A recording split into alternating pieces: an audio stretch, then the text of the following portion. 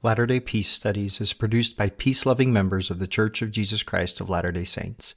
Any views expressed herein are not to be taken as official positions of the Church or its authorities. Latter-day Peace Studies presents Come Follow Me. I'm Christopher Hurtado. And I'm Ben Peterson. Thank you for joining us as we discuss this week's reading of Come Follow Me as outlined by the Church of Jesus Christ of Latter-day Saints. Our hope is that as we discuss the Scriptures, we will come to a more perfect understanding through experiencing the atonement of Jesus Christ and find greater peace in our lives. Welcome back to Latter-day Peace Studies presents Come Follow Me. I'm your co-host Ben Peterson. And I'm your co-host Christopher Hurtado. It's good to be with you, Ben. Today we get to cover 1 John, 2 John, and 3 John, and the letter of Jude. Now, these three letters of John, I think as we were coming into them from all the other letters that we've covered, I half expected them to be all from different authors, right? Same here. And it turns out that there's a pretty strong opinion among a good number of scholars that these are all from the same author or from the same tradition community, so to speak, right? Well, same, I would agree, same tradition. And the first two, same author maybe. And the third one, I'm not so sure. But yeah, I get it. Now, these have been attributed to John the Evangelist or John the Beloved, who is considered, or the author of the Gospel of John, or the Gospel of John is attributed to him as well. But the letters are all anonymous. They don't actually say, John, an apostle of Jesus Christ, right? Like we get from James or Peter or the letters of Paul or even pseudo-Paul, right? Yeah, there's just one little thing at the beginning of the third letter. It's the elder, right? Yeah. Whatever that means.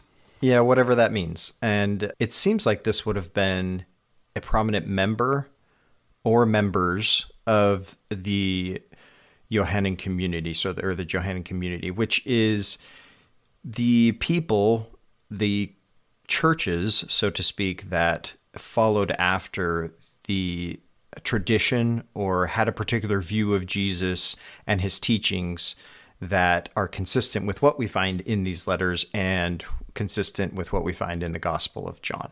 I'm going to add a third pronunciation just to keep it interesting. Johannine. There you go. Yeah, this is a Johannine school, right? I think we can say that there are some similarities between not the writing, but the terms, right? The terms used by these authors or this author and the Gospel of John author.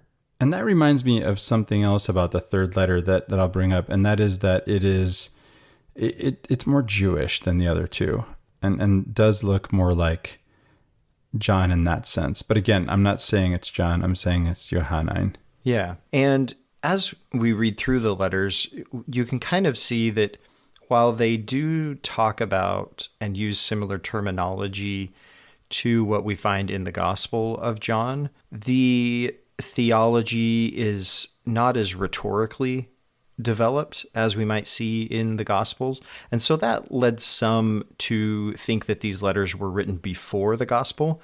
However, scholars have more since considered these letters to be written after, because there's situational context that points to divisions within the community, particularly within this first letter of John, that would have happened sometime after 100 CE. So that would be probably after the Gospel of John was written. Right, because that's around 90, right? Mm-hmm. Yeah, 90 to 100, somewhere in there. Whereas this is probably around 100, right? Yeah, or thereafter. So the major themes that we find in these letters are love, but particularly the love that unites the community of the believers. Against others. Exactly. And so then the contrary theme to that is that there's this threat of the others or the dissenters or the false teachers, and they pose a threat to that unity, that love unity of the community. And I did find that somewhat ironic, right? I think the irony of much of the discourse kind of comes through in this tension. And it's like, if love is what distinguishes the community, then the villainization of the dissenters seems kind of harsh to me. And so there is a point at which the author, particularly of the first letter, tries to resolve this by declaring that the dissenters never really belonged in the first place, right? The fact that they left means that they didn't belong with us in the first place. Now, this kind of did make me remember a discussion that we had on this podcast way back when we podcasted on the Book of Mormon. And we had a discussion about the attitude of the Nephites and their culture and how they sort of thought of themselves with regard to the Lamanites.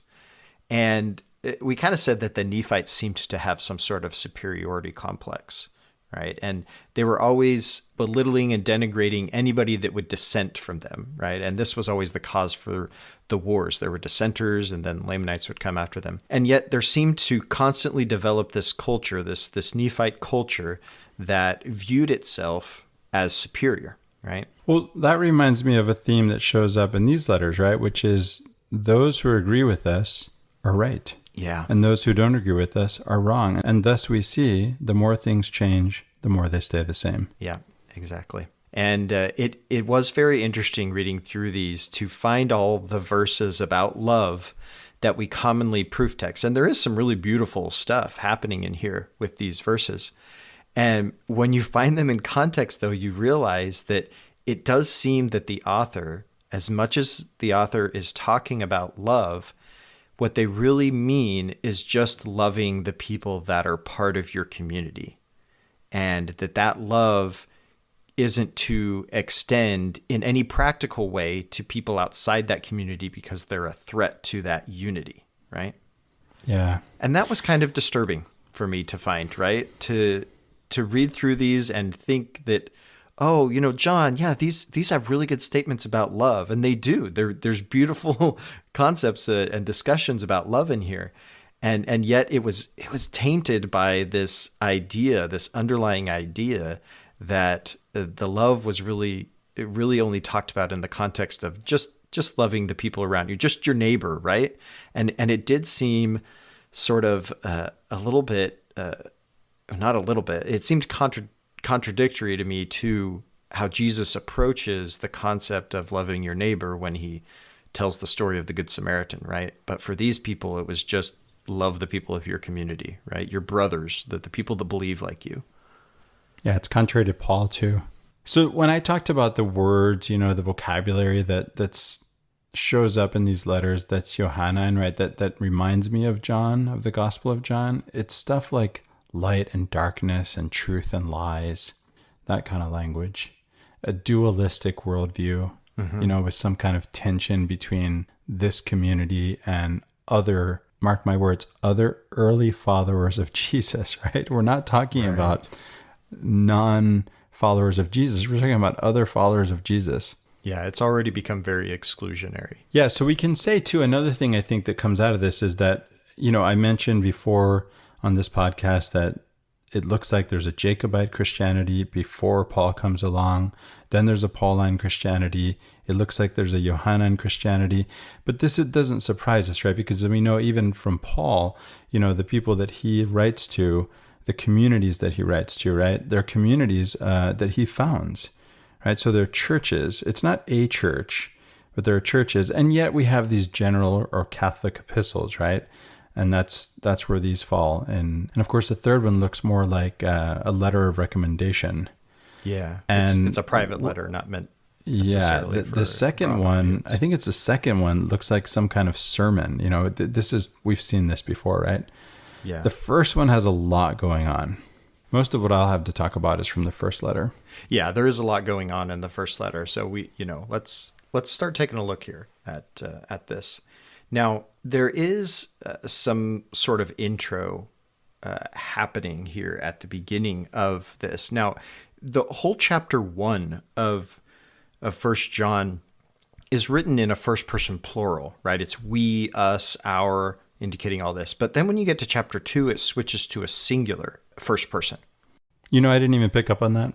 That's interesting. Yeah, I thought that was kind of strange. It was almost like the text, or the maybe original, for lack of a better term, but like an earlier text might have started where we see chapter 2, and then this other part was maybe written as an introduction to that part, sort of to a heading to the letter, so to speak.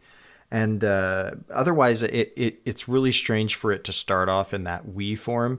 It does sort of indicate this is expressing the views and understanding of a community rather than like some specific particular individual, right? And again, that makes sense in the context here because this letter is sort of expressing the unity and identity of a community rather than an individual. Yeah, and then so we get here, right away that this light and darkness stuff, right?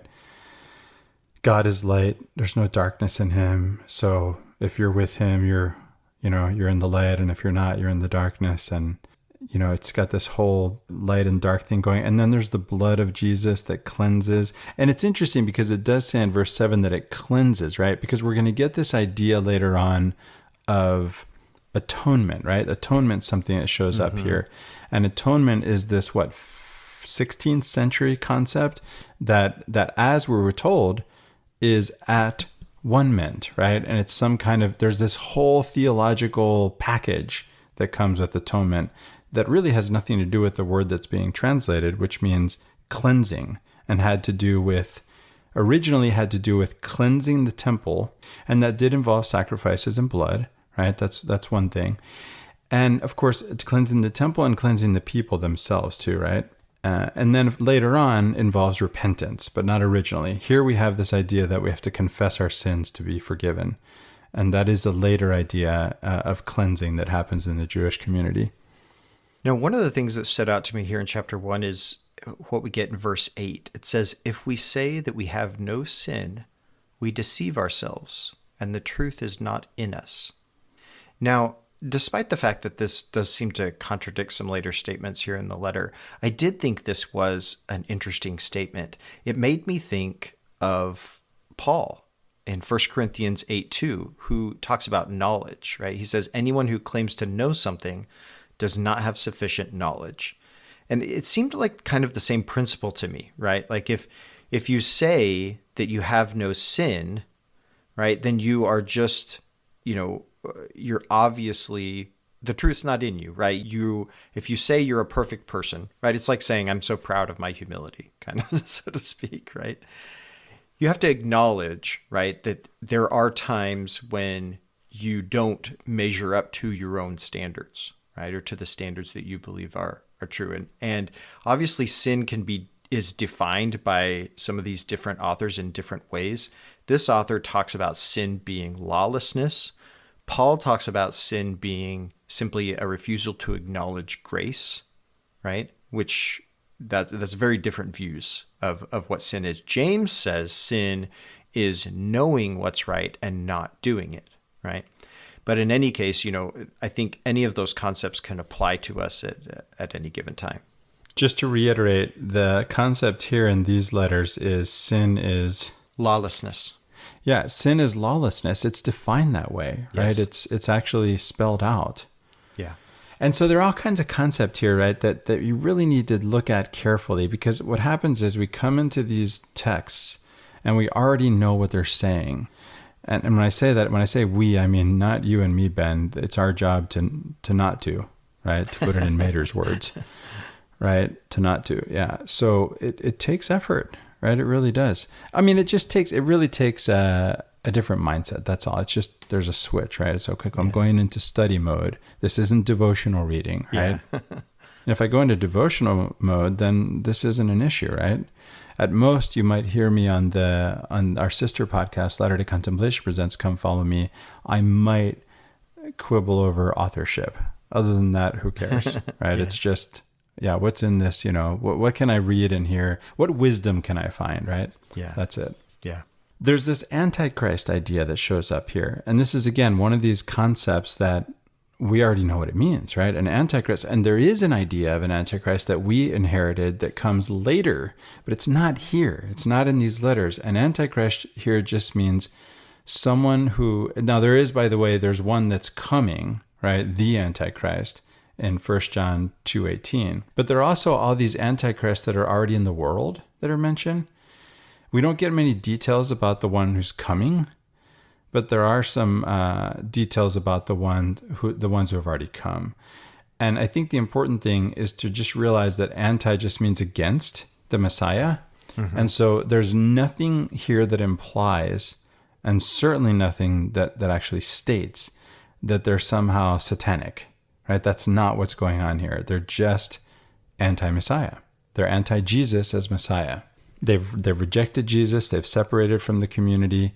They're denying that Messiah has come in the flesh. And there's actually some kind of dispute going on here. And we only get the one side, going back to what you said about the Nephites.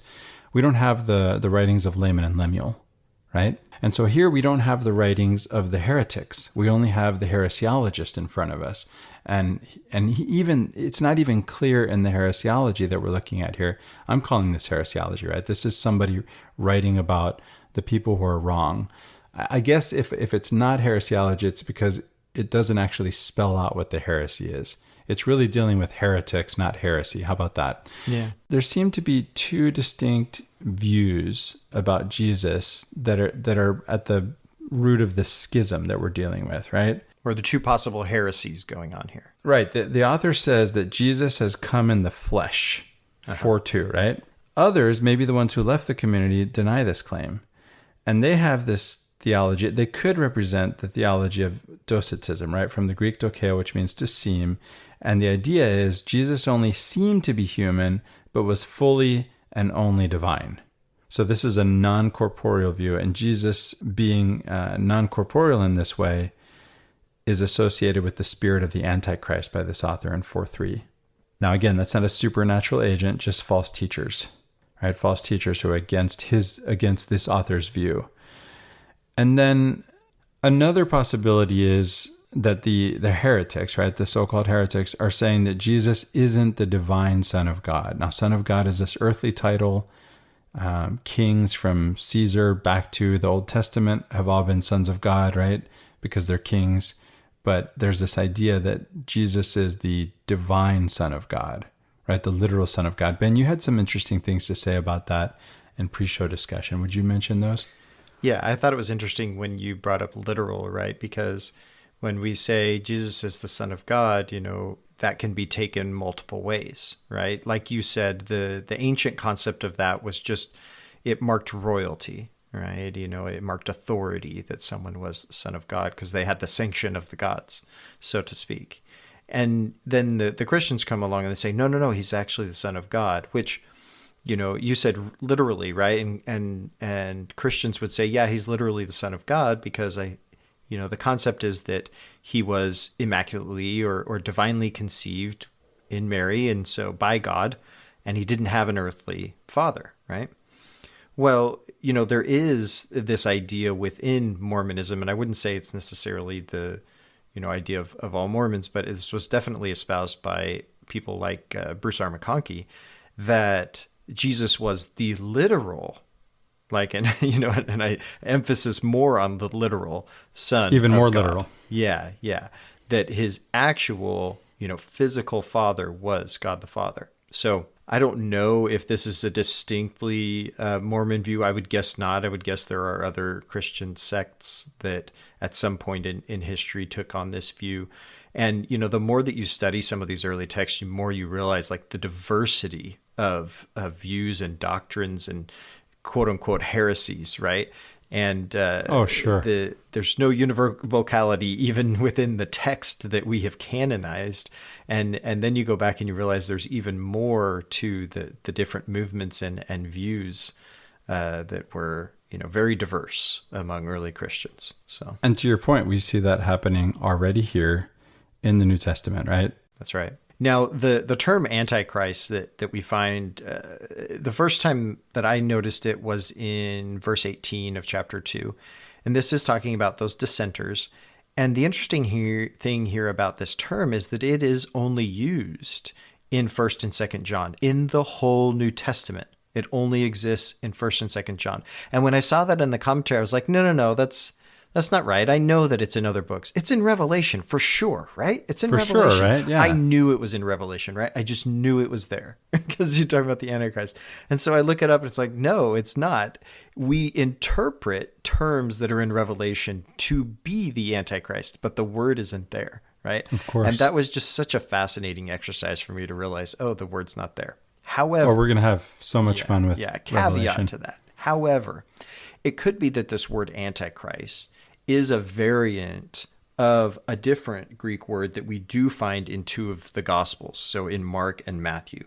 And that term was pseudo-Christos, right? So false messiahs. And so this could be, it's a very similar term, and it could be just a variant of that concept that we do find in the Gospels. So while the word is unique, the concept is maybe not. I don't think so, Ben. I don't know. I don't think so. Because what this author is doing is he's saying those people who don't see Jesus as the Messiah in the same way I do are anti-Messiah. Yeah. And that's not the same thing as a false Messiah. I don't think it's the same thing. So I think you're right about that, Christopher. I thought it was interesting that this was the view of one of the commentators, that they thought that these terms were related. But I do think, particularly in this verse here of chapter 2, and there may be another sense later which this term is used, it is referring to people who just don't agree, right? Don't believe the same things as these people. They don't believe that Christ is the same as the way that this community believes he is. So, it's kind of like when some Christians accuse other Christians of not believing in the same Jesus, right? Or the same God. Yeah. Or I don't like your opinion, therefore you're a fascist. Yeah. That too. And I don't even know what fascist means. Yeah. Or I don't like your religion, so it's a cult, and I don't even know what that means. And scholars don't even use that term anymore and both of these terms, fascist and cult, have just sort of become throwaway terms. Right? Yeah. They're not even used anymore by academics. I mean, they use them with care, right? With caution. Yeah. Well, if you ever use it, you then have to go on and explain for several paragraphs what you mean by it, right? Because there's so much baggage to the word. And you have to, Yeah. So it's just not a very useful word anymore because it's got too much baggage to it. So, and that's something we've been talking about here, terms with baggage, right? This whole podcast, all the way through the Bible, right? There are these concepts. I mean, here we have sin again. You've defined sin on this episode in 3 different ways, according to 3 different authors in the New Testament. Yeah, just within the letters here. Yeah. Now, back at the beginning of chapter 2, this first verse, we get this phrase that Jesus is the advocate with the Father. Right? Oh, yeah. And this gets picked up and used by Joseph Smith a ton in the Doctrine and Covenants. We find it throughout the Book of Mormon as well. And it's an interesting concept, and it kind of brings up an Old Testament setting of a courtroom. We talked about this multiple times throughout the Old Testament. The first one that comes to mind for me is the book of Job, kind of always comes up, right? Where you have the Satan coming before God. So that's right. And in that case of the Satan, right, this is an accuser, and the Satan is someone who's working with God. And by the time we get to these letters, God has apparently lost control of Satan. He's gone, he's gone rogue. He's gone rogue, yeah. Yeah, and so Jesus is in here, and he's our advocate with the Father.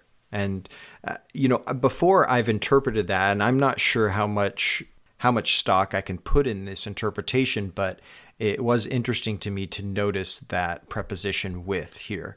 Not necessarily to, but we've talked about how Jesus is our advocate with the Father. And often we get this presentation of Jesus and the Father as sort of, the Father being our adversary in some sense, right? God wants to punish us, and Jesus says, he comes in as our advocate and says, oh, no, don't do that, right? And one of the ways that we've approached this with this concept is talking about how Jesus is our advocate with the Father, right? It's not that God wants to punish us, right? So that's the accuser. That's his job. That's the accuser. It's taking it that way, it sounds like God is the accuser. Yeah. But who knows? I mean, with Satan gone rogue, with the Satan, the accuser gone rogue, and now he's become the capital S Satan. Maybe God has to be the accuser. He lost his accuser. I don't know. Now, Christopher, you brought up the concept of how atonement is used in this chapter. And in verse 2 of chapter 2, this gets used again. And it says, Jesus Christ the righteous, and he is the atoning sacrifice for our sins, and not for ours only, but also for the sins of the whole world.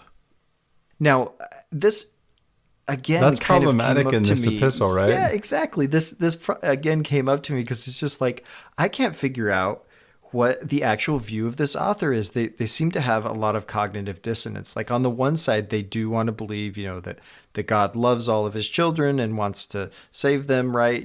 Jesus died for the sins of the whole world. And at the same time, he's calling anybody who disagrees with him an antichrist and a denier of Christ, and they're going to be punished by God and everything like that, right? So it And is stay away from them. It is a little bit confusing, a little dizzying, I guess I could say, as I go through this. We should even compare them with sodomites, whose sin, by the way, was inhospitality. Yeah. And we should be inhospitable to them. Yeah, exactly. So again, it gets a little dizzying as you continue with it. Now, there's this concept of a new commandment that took me a little bit, I had to read this probably 5 times to figure out, because in verses 7 and 8, it says no new commandment, but then it says it is a new commandment that is true in him and in you. And so it was like, okay, this isn't a new commandment. Like you've heard this before, but it's new in the sense that it's coming alive in you, right? It's true in him and in you. This did make me think, and I think the idea here is the same that's expressed in the Gospel of John, where Jesus says, a new commandment I give unto you, that you love one another as I have loved you, right? And what's new about that, Ben? And what's new about that is that it's not just love your neighbor, right? We got that commandment already. That's not new, right? That's the old commandment. That's what it's always been. But Jesus says, no, don't just love your neighbor as yourself, right? Love one another as I have loved you. Which ultimately, and it shows up in these writings, right, comes down to dying for those you love. Yeah. Yeah, because also in the Gospel of John, we get, greater love hath no man than this, than he lay his life down for his friends. And so that same concept is expressed in here. These are all part of the things that we see kind of tie the rhetorical and conceptual framework of these letters with that of the Gospel of John. We can see it closely. Yes, indeed. Now in verse 19, here we come to the part that I alluded to already. It says that if they had belonged to us, and this is talking about those dissenters, right? Those antichrists that have gone away, they would have remained with us. But by going out, they made it plain that none of them belongs to us. And now, so there's a tautology. It is. It's a tautology. It's like they obviously don't belong to us because they left. And so it's really a way of otherizing, right? It's a way of trying to explain how you had a division in a community that was supposed to be knit together by love and the love of God. How is it that the love of God wasn't able to keep this community together? Well, the author tries to explain this by saying, well, they didn't really belong here in the first place. That's why they had to leave, because they weren't really part of us. And there's some issues here, right? Besides the otherizing, I think that this isn't a healthy way to deal with grief. You've got a community that's divided. You've got people who used to be friends, who used to care for one another, and now they are parting ways. And this has to be painful for people in the community. And it seems like this author is approaching that division in an unhealthy way. Like there's some bitterness going on, right? Rather than accepting the grief, the mourning, right? That we see in the Beatitudes. Blessed are they that mourn, for they shall be comforted. Instead, we get, good riddance. Yeah. I'd like to plug an episode of our sister podcast, Latter-day Contemplation. I don't know the number, but there's an episode in which we interviewed Shiloh Logan. Now, Shiloh Logan was one of the co-founders of Latter-day Peace Studies, and he left the church. And after he left the church, we made an exception to our rule that we only interview persons who I self-identify as Latter-day Saints, right? We don't judge. It's not up to me who's a Latter-day Saint. It's those who identify. He did not, right? He actually resigned from the church. He had his names removed from the record. And we interviewed him because he's our friend. And we wanted to talk about how we can still be friends, right? How we can actually talk to people who have left our community, that we don't have to otherize them. Yeah, yeah. So I think this is one of those times where we can look at how people in the scriptures dealt with a situation and think that could have been done better. One of the things that comes to mind is a discussion we had about Acts, when we have this story of Peter, and you have Ananias and Sapphira coming in, and they were supposed to consecrate everything they had, and they didn't do it. They held back, and they come in, and Peter starts accusing them, right? And it becomes in this accusatory thing. And that explains everything that happened. And then you kind of see Peter change in the very next chapter. He goes out and heals people and brings people in. And the way that I interpreted the arc of that narrative was that Peter, who in the Gospels does sort of take on an accusatory role. In fact, Jesus even calls him Satan at some point, right? Is acting that out. And so this was an example of, even though this is Peter, who we look to as some authority or example, a follower of Jesus, still had a moment, right, where he was acting within that accuser role. And we were able to look at that and say, this is not the right way to do it. We were able to look at this, and rather than say, oh, this is how you run a church, we were able to say, this is how you don't run a church, right? Yes, and I like your approach, Ben. I like your approach. This is an approach that I think we've had throughout, and that I want to see us carry into the Book of Mormon, right? Because especially the Book of Mormon, because I think we have this idea that our sacred texts, right, that they give us the way, that they're an example of how to do things, right? And of course, that already presumes the univocality that we've already said doesn't exist in the text, right? But it can really lead us astray, right? Because what if we're actually getting not models of excellence, right? But anti-models. Don't do it this way, right? We have to be able to use our own discernment. Right. Now in chapter 3, there's this verse 4 that talks about sin being lawlessness, as sin is lawlessness. Now, we already talked a little bit about this, but I just wanted to bring up again, we get some different definitions of sin explicitly. One here from this author, who we'll just go ahead and call John because that's how it's been attributed. It says sin is lawlessness. Now, in Romans, Paul says sin is actually denying grace, and he talks about the law. And so actually, I would say that Paul's view of sin and this author's view of sin, John's view of sin, are quite different. They're quite different. And then when we talked about the Epistle of James a little bit ago, James says that sin is knowing the right thing to do, knowing what is right, and not doing it. So it's kind of a little more of an omission type of thing, which in my view actually fits better with Paul's definition than this John definition of lawlessness. Now, I could probably try to fit them all together. I'm not going to.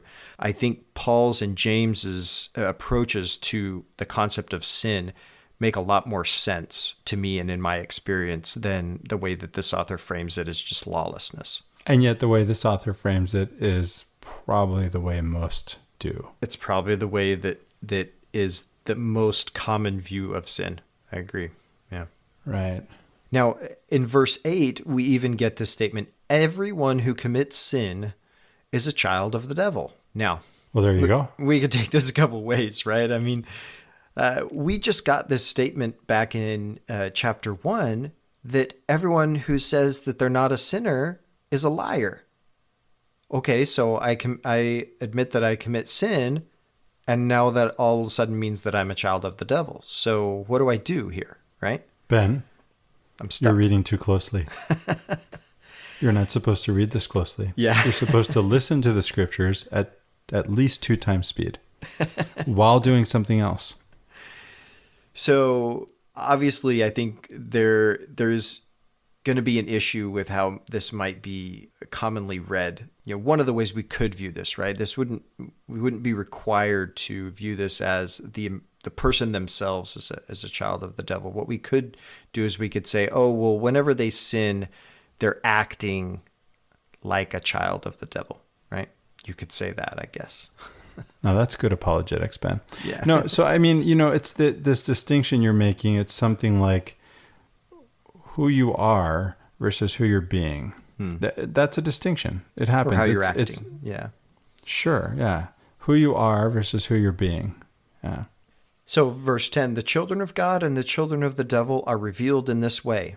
And here we go, Christopher. All who do not do what is right are not from God, nor are those who do not love their brothers and sisters. Well, who are your brothers and sisters? I mean, that's all the way back to who is my neighbor, right? This really does beg the question, doesn't it? Because for this author, it appears that brothers and sisters seem to be just those who are part of this community and believe the same things as you, right?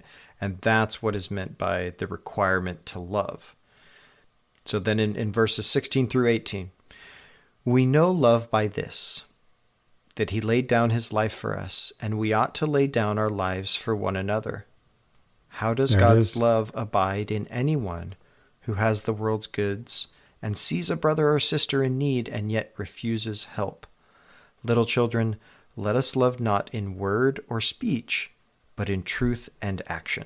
Now, Ben, what if instead of finding, I don't know, you name it, that we can hold against somebody else, say, this verse right here says, and you're not doing it.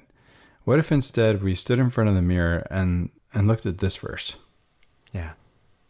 These are some of the, most beautiful verses in this. And like I said at the beginning, it's hard to read them and realize that the author may not be talking about a universal love for all of God's children, but maybe talking about a love just for those in the community. And yet we don't have to interpret it that way, because what we can do is we can say that the world is my community, right? I'm a citizen of the world. And so, like it says earlier in this epistle, that Christ didn't just die for our sins, but the sins of the whole world. And so he laid down his life for us, for all of us, and we ought to lay down our lives for one another. Ben, you reminded me of Marcus Aurelius, right? Because even Marcus Aurelius, he was a Roman emperor and he was a Stoic philosopher.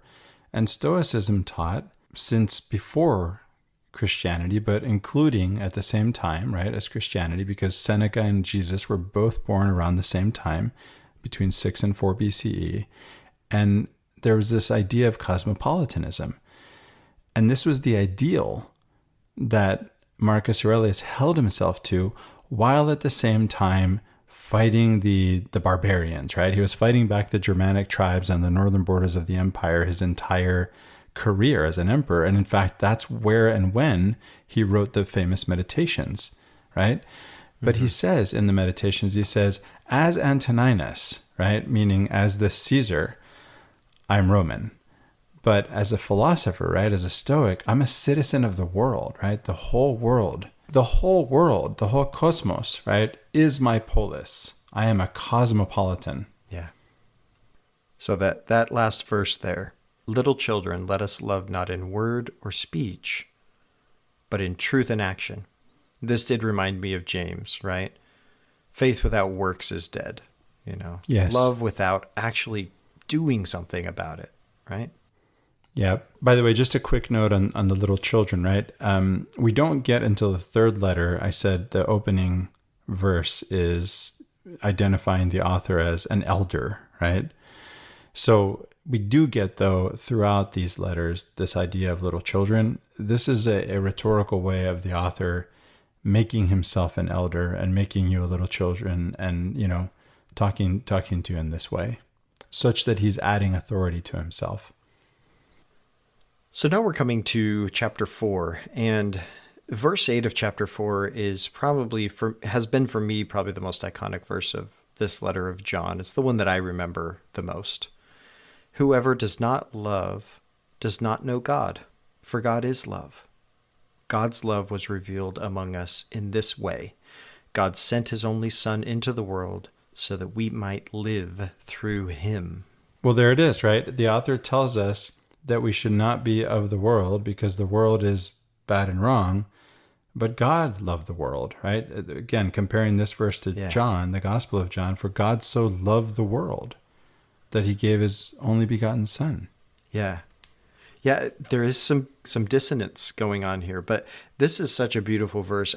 There's a lot going on in it, and it reminds me of a concept that you introduced me to, Christopher, and that was the idea that Jesus was God's aesthetic argument, right? And that how we know God is through the revelation of Jesus, is through Jesus' coming, so that we can actually see how God would act if he were here, and to follow him, right? To do as he does. And despite all of the revelation, the scriptures, the stories that we have, when Jesus comes, this is God's actual revelation of who he is, not these part and parcel and God is respecter of persons. Yeah, type of thing. Right. Yeah. And so, my idea comes from, John, because John is saying that Jesus is this logos, right? He's using this Greek philosophical term that means word, speech, paragraph, argument, right? Like a logical argument. Logos and logic are related. And I was saying that when God wants to make an argument, it's not in the form of logic, which is one of the branches of philosophy. You could call it that. It's also called epistemology, but rather aesthetics, which, by the way, is the highest branch, right? At the foundation of philosophy is metaphysics and epistemology. At the core of it is ethics. That's why I do it. And then out of that comes politics and aesthetics. And I remember, Ayn Rand, who's one of these, broken clocks are right twice a day examples, right? She says, tell me, this is how she puts it. Tell me what a man finds sexually attractive, and I'll tell you his entire philosophy of life, which is ironic given her weird sexual ideas, right? But it's an aesthetic argument she's making, right? If I know your aesthetics, I know your philosophy all the way down to your metaphysics, and this is the case, right? And so God presents this aesthetic argument. Do you want to know who I am? Do you want to know what I'm saying? Do you want to know my argument? Behold the man. Behold the man. That was my thought as well. That phrase. Yeah. And this is also at the core, this idea is at the core of our, and it's not our cruciform hermeneutic, right? We borrowed the cruciform hermeneutic from Greg Boyd, right? From Cross Vision. Yeah. And the idea of a cruciform hermeneutic is if Jesus is God incarnate, then we look to that man who died for us, right? On the cross. That's what we mean by cruciform. Hermeneutic meaning this is the lens through which we're going to read everything else in the scriptures. And what we added to that, Ben, is, again, from Shiloh. Shiloh introduced me to Greg Boyd too, by the way, to his work, is that the central teachings of Jesus, so we have Jesus as the personification, right? The incarnation of God. And we have his central teachings of the Sermon on the Mount as the touchstone for who and what God is and what his teachings are, what his doctrine is, right? So verse 11, since God loved us so much, we also ought to love one another. And then there's this phrase, no one has ever seen God. If we love one another, God lives in us, and his love is perfected in us. Now, that phrase seemed to come out of nowhere for me because, it's talking about loving one another and sort of making an if-then statement. And then right in the middle of it is this phrase, no one has ever seen God. It's like, well, we weren't talking about seeing God. And so I think I'm not sure what that means. I think I get it, Ben. Okay. I think I get it. I think it's just saying we don't see God, but we can experience God within ourselves, right? This, by the way, the advocate, right? Because the advocate is used here. We've talked about the advocate in this context, right? It's this is translating the Greek parakletos, right? And you've described what that means, right? This is our advocate with the Father. But that same word, parakletos, elsewhere is the Holy Spirit. Yes. In this context, it's an advocate, but it's the same word. And it's translated differently in the different contexts in which we find it in the New Testament. So I think it makes sense what he's saying, right? He's saying we don't actually experience God manifest, right? But we do within us. And it's interesting because, of course, I just said that the incarnation of God that we can experience, at least through these writings, or writings like the Gospels, right, is Jesus. And yet, as Paul pointed out, as Paul had to deal with, right, he's no longer with us. And yet he is in the parakletos, right, in the paraclete, which again, back there in Paul is translated as the Holy Spirit. Here, for some reason, it's going to be an advocate with the Father. The other thing that's curious about this verse, Ben, is Moses saw God according to the Old Testament. Yeah. According Isaiah to this too. text, Isaiah too, according to this text, no one has seen God. And according to Christians, again, Jesus is God, and we saw him. So, Yeah.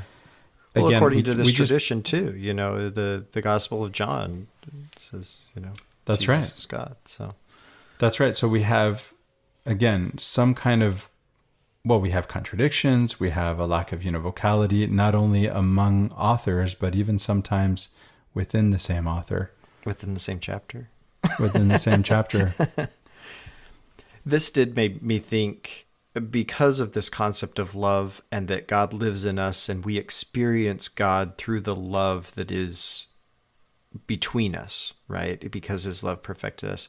That did make me think of the Beatitude, blessed are the pure in heart, for they shall see God, right? Yes.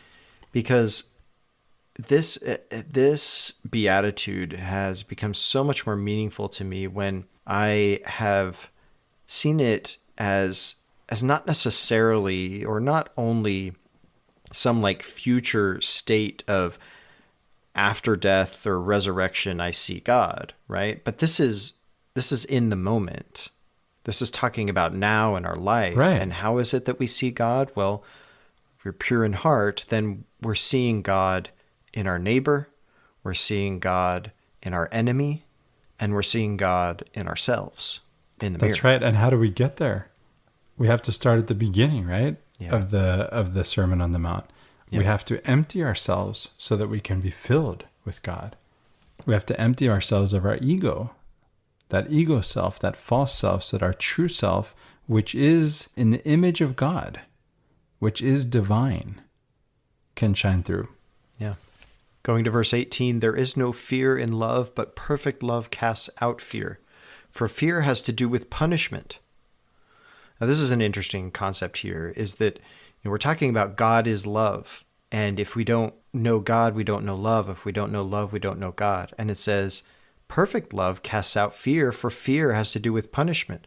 Well, what does that say about the relationship between God and punishment? It's not his thing. It's not for his him. thing. That's what it says. That's what I see it saying. And whoever fears has not reached perfection in love. We love because he first loved us. Those who say, I love God and hate their brothers and sisters are liars. For those Again, who do not what love kind a of- brother or sister whom they have seen cannot love God whom they have not seen. Again, what's going on with this author? I think the answer is, again, and we're, the more things change, the more they stay the same.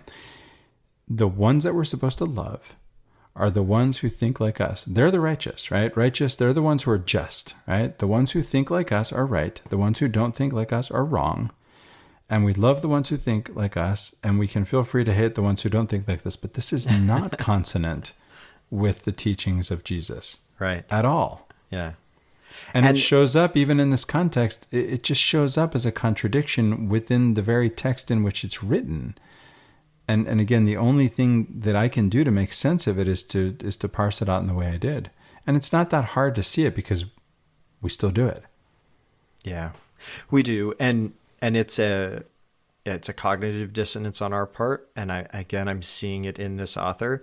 And I don't know how much I can fault the author for it, right? It showed up, it's now become canon and all these people read it, right? And maybe get the wrong idea from it or something. But in any case, we all do this, right? We all talk about how we should love one another. And then, we shake our fist at the guy who cuts us off on the road first thing we get. So, oh, that's nothing, Ben.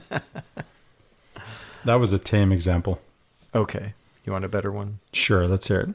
We all talk about loving our neighbor, and then, we cheer for war. Yeah. So. We all talk about loving our enemies. We talk about dying, right? Dying, and instead we kill, or we condone killing. We talk about following him. Where did he go? To death. Where do we go? To kill. Yeah. And we read the Book of Mormon, and we want to be like Captain Moroni. And who follows Jesus? The anti-Nephi Lehis. Mm-hmm. They follow him to their own deaths. And what happens? In a book full of wars and battles, you have the lowest body count of any battle in the whole book and the highest conversion rate. And even Mormon's commentary says it's because of their love. Because of their love. Yep. Chapter 5, verse 3, for the love of God is this, that we obey his commandments, and his commandments are not burdensome. Now, this is a little bit of a twist. This is where the author's sin concept comes from. Yeah, right? yeah, it does. Yeah, and this does echo, though, what we find in John for, if you love me, keep my commandments, though. Right? That's right. There's some of that there. Now, verse 19 of chapter 5, I thought was an interesting one as well. He says, we know that we are God's children, and that the whole world lies under the power of the evil one. So again, this is hey, we're the chosen people and everybody else is wicked. This is the Rameumptom motif. Children here, of the devil. Right? This is the Rameumptom archetype. That's right. They're all children of the devil. Yeah. We're the good guys. They're the bad guys. Anything else you want to say about 1 John, Christopher? No, I don't have anything to add, Ben. Let's move on to the second letter.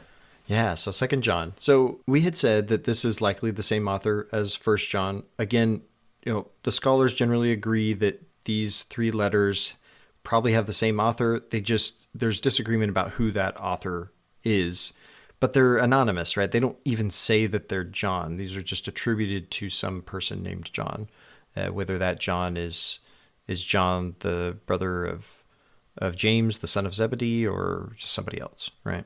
Yeah, I mean, the only thing I would say is, again, maybe the third letter is by a different author. Yeah. But they're all three Johannine, right? That's the important thing. Yeah. And we've really been able to, to bring that out in the first letter so far. Now, one of the interesting things here about 2 John is that it may have come before 1 John historically. It might have been written because it doesn't speak explicitly about dissenters. I mean, it does talk about, people who are deceivers that have gone out, but it doesn't talk about explicitly some sort of schism that's happening in the community. And so some of the commentary said it's possible this letter was written, before or just before that schism kind of came about. So even though it's what we have as the 2 John, it might be historically predate 1 John. I'm reminded again, just by what you said, the way that came out, it's just anyone who leaves the community is now a deceiver, right? Yeah. They are wrong, black and white, wrong. We're right, they're wrong, right? There's no gray. And that's just not like life. It's just not like right? reality. Yeah. It's just not like reality. Yeah. Yeah, it's true. Now, one of the commentators had some interesting things to say about this concept, the harsh treatment of the false teachers. He said, the elders' harsh treatment, and when I say the elders, it's talking about the author, because the author of the 2 John identifies himself as the elder, right? So the elders' harsh treatment of false teachers strikes modern readers as contradicting the Johannine ethical teaching of mutual love. If the impact of the schism was as serious as the language of 1 John suggests, when it treats false teachers as antichrists, then 2 John might represent a type of quarantine measure to protect other communities from this disease. Some scholars think that a copy of 1 John was sent along with this letter. Interesting. Yeah. So, from this commentator, this scholar, their view would be that this was written after 1 John, not before. So, again, could be either way. So immediately, this letter is addressed to a person called the elect lady. Now, this isn't likely a person, an individual, right? This is rather the personification of the church community as an elect lady, which totally makes sense within the Christian tradition. First off, in the Old Testament, the covenant people of God were the bride, right? And so even the community of the church is considered is feminine, right? It's the bride, and the bridegroom is coming, and so to be personified as a woman, the community makes sense within the whole Christian tradition. But here we have it in this verse. Yes, and this is translating kuria, which is the feminine form of kurios, which is Lord. Yeah. This is lady, as in lords and ladies. Yeah. Again, there's this discussion about a new commandment, and this word new seems to be more of a title or of the commandment than a designation of it actually being new. And I think that was kind of interesting, again, in light of what we get from the Gospel of John. A new commandment I give unto you, that you love one another as I have loved you. A distinguishing feature of the identity of this community that sees love as their unifying function, right? And so let us love one another is this new commandment, right? Yes, of course, they're also unified by hate of the other. Yeah, or aversion, at least, disgust or something.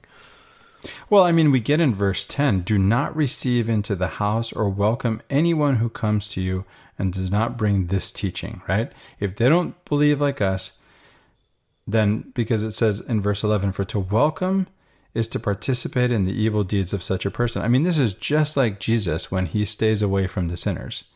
And he does not welcome them. Right. He is not welcomed by them. He has nothing to do with them. This is nothing like Jesus, Ben. Right. Well, it's not even like Peter. In Acts, we get that Peter is called by God. He has a revelation that he's supposed to go into the house of a Gentile, someone who's unclean.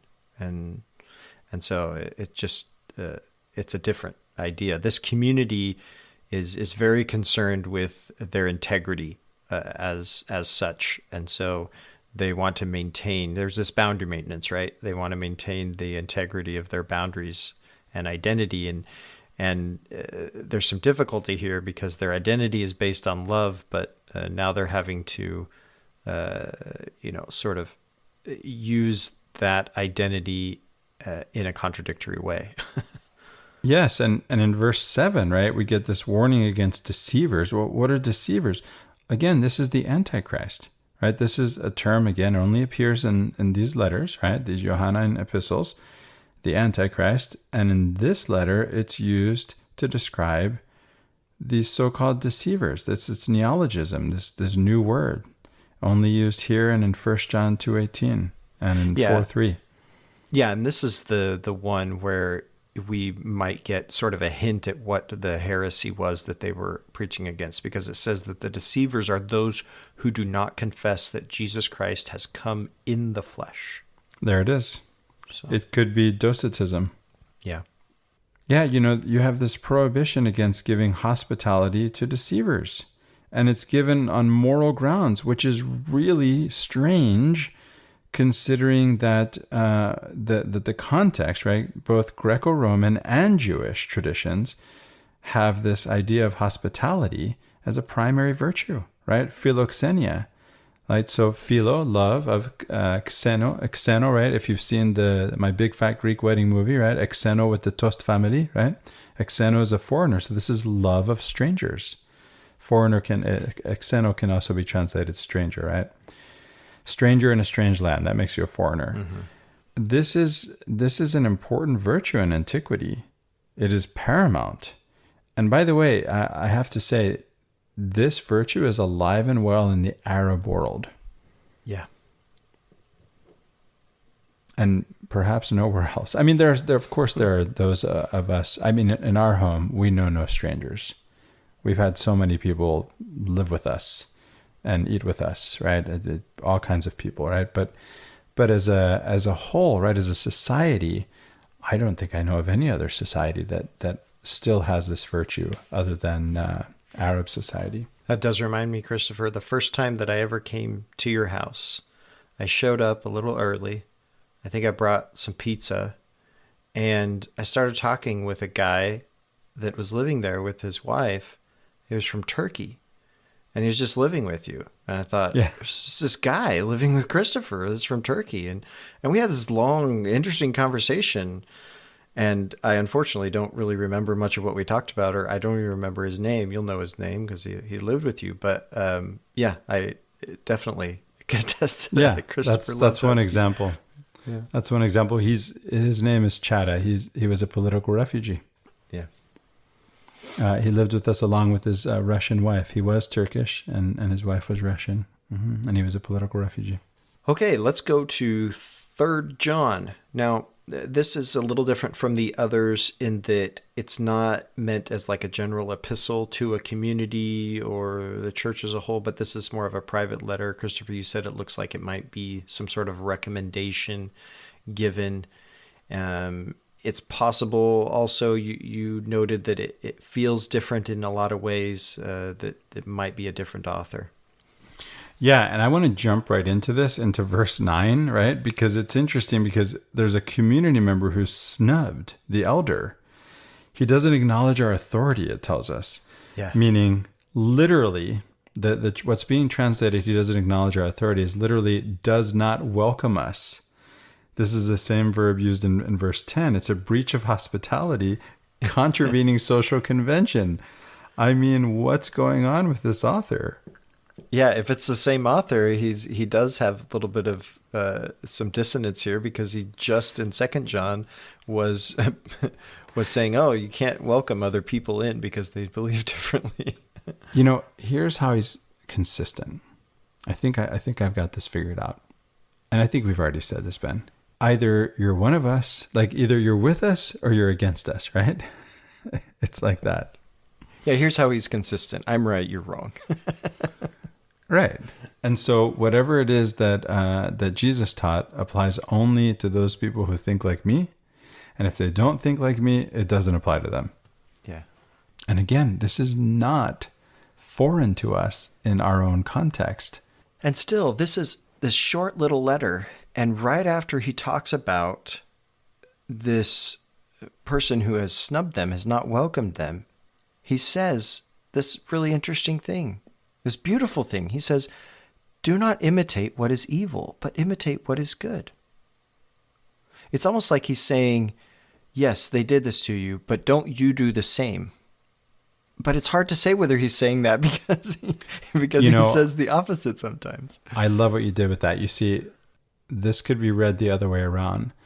What you just showed us, and this, I see this all the time, Ben. You showed us not what the verse says, but who you are. Right? And that's what I've seen people use. I recently saw this. I saw someone use a verse to, this is proof texting or Bible bashing or whatever. He was using the verse to say, look, this verse is dealing with evil people, and these evil people must be the ones on this side of the aisle. Yeah. And he's saying this to someone who is on the other side of the aisle, right? Yeah. Who would read the same verse as, no. Yeah. No, this verse is about the people on your side of the aisle, right? Yeah. And so I like the way you read it, Ben. I think, the way you read it just shows me why we're friends. Whoever does good is from God. Whoever does evil has not seen God. That is a little bit different formulation. And I like it better than the way it's whoever does good is from God, whoever does evil is from the devil, right? Whoever does evil has not seen God. That's an interesting concept, right? Because no one has seen God according to this author in an earlier epistle. So what's going on? I'm kind of thinking of this as like an in the moment thing, right? Yes. Like the way you're acting right? You're acting in your ego or whatever. You're acting against what you know to be right, is because you're not seeing God in it, or in them, in the moment, in yourself, in your interlocutor, in the moment. Indeed. Yeah. Just in the world around you. It's almost a tautology at that point, right? Yeah. Well, that is 3 John for me. I didn't have any other commentary on it. And I have nothing else to add myself. Okay. Now we come to the first 2 Peter. Yeah. The letter of Jude. That's right. First, 2 Peter. 2 right? Peter A. Yeah, Jude. Okay, this is something different. And Christopher, when I had first kind of started reading this and listening to it, I just sent you a little message that said, Jude is weird. It is. It's really weird. I mean, again, because it's dealing with this whole idea of, so there are 2 ideas in the Judeo-Christian tradition, broadly speaking, about where evil comes from. One is Adam and Eve. And that's the later and the idea and the one that we have stuck with. The other idea has to do with the Nephilim, right? With these fallen angels who want to have sexual intercourse with the daughters of men. And this is in First Enoch, right? It's hinted at in Genesis. It may even be, I think I found it in the Quran, right? I think it may be something that we can see. I'm thinking of Quran's Surah Al-Baqarah, the cow, right? That's the 2nd surah, chapter 2, verse 30. There's something going on and it's strange. It's really strange. Yeah. And I don't know what to make of it. Again, Enoch is not canon. It's this extra canonical work. And what is it doing here in Jude? And then in 2 Peter, which again, we mentioned last time, looks like it's copied from Jude, leaving out certain myths, right? Certain, what were they called? Carefully crafted myths or something like that? Yeah, carefully crafted myths. It is interesting, yeah, that 2 Peter may be copying this, but then commenting on, oh, well, I like some of the things Jude said, but I don't believe in this other nonsense, right? Yeah, there's another weird thing here too, which again is from extra canonical sources about how the devil was fighting over the body of Moses. Yeah, with Michael. The archangel. With Michael, right? Yeah, with the archangel Michael. Strange. It's a really very strange stuff. reference. Yeah, it is. Can we just stop here? It's really weird. The end. We could. I want to say a couple things about authorship. I mean, so the author Sure. identifies himself as Jude, the brother of James. And so, my question is, okay, which James? I think the author probably means the brother of Jesus, but then that would make this Jude, which is also Judas or Judah, right? It just depends what language you're going to pull it from. So that would make this Judas also the brother of Jesus. So why doesn't he say so? Why doesn't he say Jude, the brother of Jesus? Why does he say the brother of James? Yeah, and Judas, the brother of Jesus, was also thought of as Thomas, right? The Apostle Possibly. Thomas. Yeah, Yeah, so possibly. from John's gospel, and because the name appears there, right, together as Judas Didymus Thomas. Well, that's Didymus a different and Judas. There's multiple Judas. Well, that's the question. Yeah. Right? Didymus and Thomas mean twin in Greek and Aramaic, respectively. And so you have this extra canonical Gospel of Thomas, something we've talked about here, and especially on Latter-day Contemplation. Riley and I have gone into the Gospel of Thomas. And so in the Gospel of Thomas, you have this extra canonical Acts of Thomas, by the way. There's another one. And it sees Judas Thomas as Jesus' twin brother. Right. Jesus' twin brother. Go figure. Yeah, that would be definitely a different view than the conventional one, right? Now, if we're talking about Judas, the brother of Jesus, there are statements in the Gospels that say that none of his brothers believed on him, right? And so if we go with that, then we couldn't put one of them as one of his apostles. But, we've got different traditions, obviously, fronting different views of things. And, even the Gospels we had, Christopher, it was difficult for us to 100% identify a consistent 12 apostles, right? The names of all of them. So That's right. We did say good luck with that if you're trying to figure out who the 12 apostles are. now, scholars can't necessarily refute the claimed authorship of this, right? That the author identifies himself as Jude, the brother of James. But as I read it, I really get the sense that this is more likely pseudonymous. I would expect that the views of Judas would be closer to those of James. And this is assuming that the epistle of James, the letter of James that we have, really is James in some form, right? A collection of his sayings or something, which I do think it is. This letter, though, just seems more concerned with sets of beliefs and then, destruction of the wicked. And that wasn't really James's concern in his epistle at all. No, this is the one theme that actually unifies this with the other, the Johannine epistles that we're covering this week, right? The idea that there are these immoral intruders, right? That challenge institutional authority. In fact, it reminds one of Paul and his opponents in Corinth, right? In 1st and 2nd Corinthians. Maybe the Gnostics, right? There's another one. Could be, yeah. Or there were these ongoing conflicts over how to understand, salvation from sin, right? Grace. Because we have some teachers, some saying that thanks to God's salvation, there's no longer any earthly authority that we're bound to. So you couldn't really, you didn't have to worry about your salvation. There's nothing that you could do. Spiritually, you're safe, right? There's nothing that can go wrong for you. But then there's also these stereotypical accusations of licentiousness, right? And those sound like the prophets. And then, maybe this has to do with sexual license or impiety, thinking of Ezekiel 16. Who knows, Ben?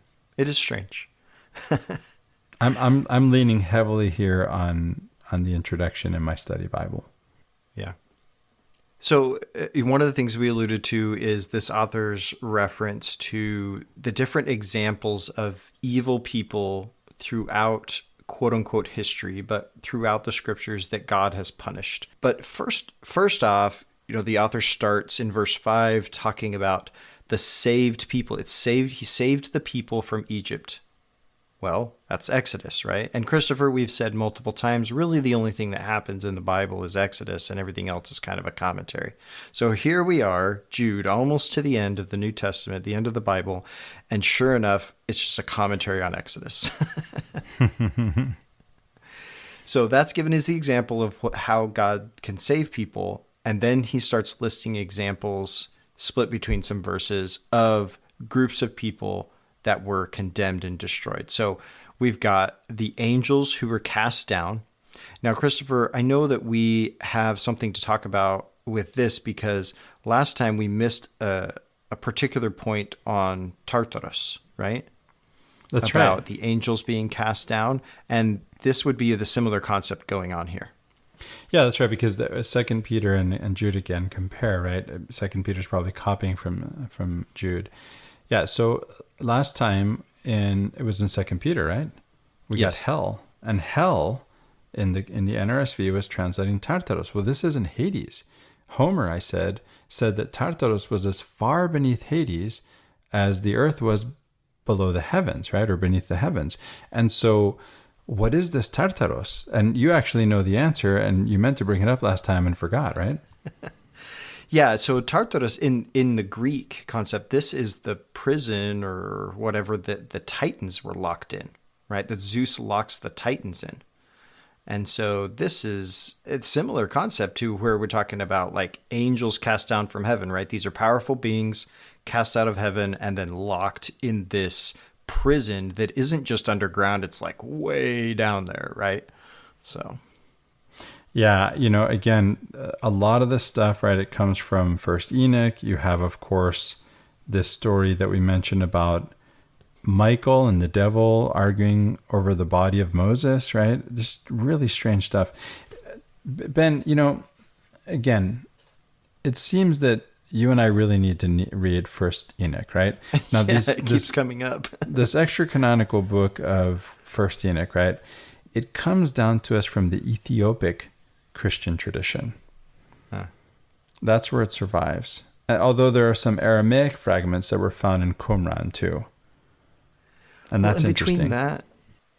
And between that and the other extra canonical or apocryphal works that get referenced or alluded to, not just in pseudo Paul, but by Paul, and seem to be sources for a lot of these New Testament writers, I do have to sort of smile a little bit at conversations I've had with people before that will say something like, I don't believe in any extra biblical sources. And the problem is that it's like, well, what Bible are you talking about, right? Even Right. different traditions have different sources in their Bible. But even if they want to say, oh, well, we're going to talk about, just these ones. The issue is you run into this problem where Jude Right. is referencing all these other texts. And it's like, okay, if Jude thinks that these other texts are authoritative, then how are you saying they're not, right? So, Right. yeah. Right. Jude thinks they're authoritative, and we've decided Jude is canon, but they're not. So again, the process of canonization is somewhat arbitrary, if not completely arbitrary. We have texts in our canon that are pseudepigraphical, and some of this was known early on. Some of it is known much later, right? We have extra canonical stuff that maybe should have been in the canon, and stuff in the canon that shouldn't have been in the canon. And then again, this is an opinion. Even I'm just stating an opinion, right? But I think I've given a little bit of a sense of why I'm saying this, right? I think in the end, though, what I usually come down to is, why aren't we reading all of this? Right? So Yeah. instead of, you have these interpretations of these canonical works that come from extra canonical works that you're not reading. Read them. Read the Gospel of Thomas. Read First Enoch. I'm going to read it. There are even books that are in, as you pointed out, Ben, not everyone has the same canon, right? The Catholics have books in their canon that we don't have in our canon because the Protestants took it out. Yeah. And I know that for Latter-day Saints, there's this idea that comes from Bruce R. McConkie, right? That the Catholic Church is the church of the devil. And of course, they took that out. By the way, the whole Book of Mormon Doctrine, the brethren told him, you can't call your book Mormon Doctrine because it's not. And he did it anyway, and he got away with it. The only thing they made him do was to take the Catholic Church out as the church of the devil. But the reality is, we are much more aligned. Latter-day Saintism is much more aligned with Catholicism than it is with Protestantism. And then again, and I've already spoken of the debunking of the great apostasy narrative, but if there were a great apostasy, then it's creeping back in. And Latter-day Saintism is trying to move toward evangelical Christianity, which it's not.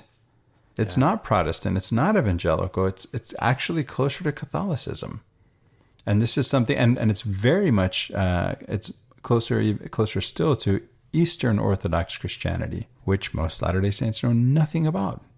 So go find out. There, just like I'm reading from a Jewish annotated New Testament, that's where I'm studying from, since leaving aside Sarah Rudin, who only gave us a translation of the Gospels.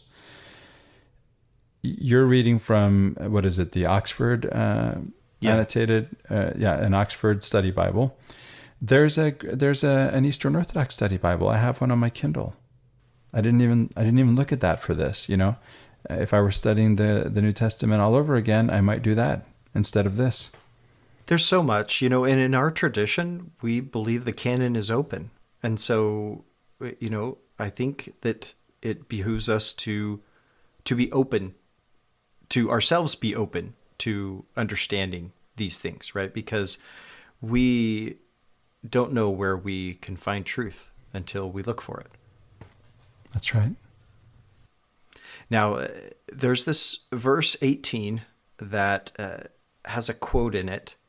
It seems to be quoting the apostles, is what the author says here. It says, the apostles said, quote, "In the last time there will be scoffers indulging their own ungodly lusts." Now, the issue here is that we can't find really this quote from any apostles, right? The source of this would be unknown. But to me, this sounded an awful lot like Timothy, where we have pseudo-Paul in Timothy saying, in the last days will come, and then it lists all of these things. And this really kind of fit within that tone for me. I wondered if this might be alluding to a statement like that within Timothy. And then this could, be dated later than First Timothy, where that would be. But it kind of spoke to the authorship a little bit to me. I didn't think Judas, the brother of James, would be quoting Paul. So, Right. Yeah. So, Ben, the only thing I have here on this is, from a footnote, it looks like Jude is quoting from 1 Enoch 1:9. And I didn't read that, right? I'm just reading from my study Bible, a footnote, right? And there's a reference in that verse, right? In 1 Enoch 1:9 to the Lord. And Jude here is taking the Lord to be Jesus. But that's how this works, right? yeah. Yeah. Oh, of course. This is, every reference to God or the Lord in the Old Testament within the Christian tradition, it becomes about Jesus. So Jude's doing that too. Yeah. Right. Okay, so that is John and Jude. And Christopher, we are gearing up to talk about the book of Revelation. Come on. Which is a beast, right? It is. Pun fully intended, I presume. Yeah. Okay. There's a beast in there, at least. That's right. Yeah. Well, thank you so much, Christopher, for podcasting, for recording here with me. I appreciate your company. Yeah. Thank you, Ben. I wouldn't have done it without you.